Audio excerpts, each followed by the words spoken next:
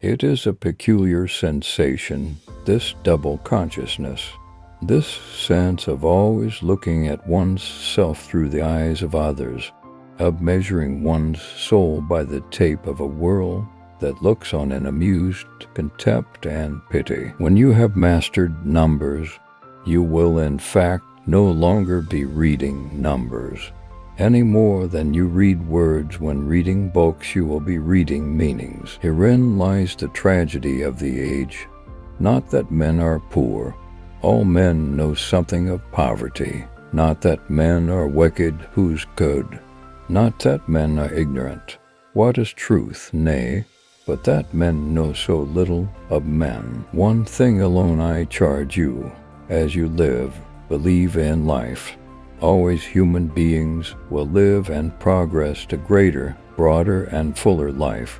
The only possible death is to lose belief in this truth, simply because the great end comes slowly, because time is long. We must complain, yes, plain, blunt complaint, ceaseless agitation, unfailing exposure of dishonesty and wrong.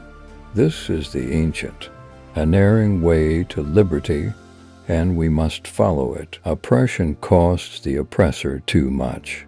If the oppressed stands up and protests, the protest need not be merely physical, the throwing of stones and bullets if it is mental, spiritual, if it expresses itself in silent, persistent dissatisfaction. The cost to the oppressor is terrific. In 1956, I shall not go to the polls. I have not registered. I believe that democracy has so far disappeared in the United States that no two evils exist.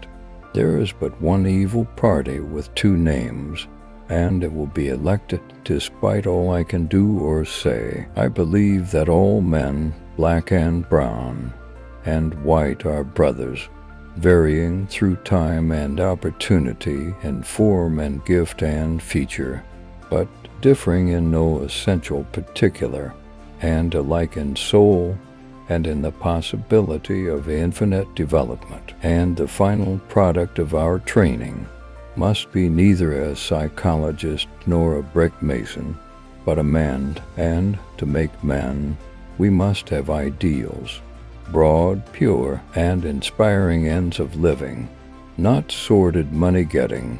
The worker must work for the glory of his handiwork, not simply for pay. The thinker must be. It is the trained, living human soul, cultivated and strengthened by long study and thought, that breathes the real breath of life into boys and girls and makes them human, whether they be black or white, Greek, Russian, or American. I believe in pride of race and lineage and self, in pride of self so deep as to scorn injustice to other selves,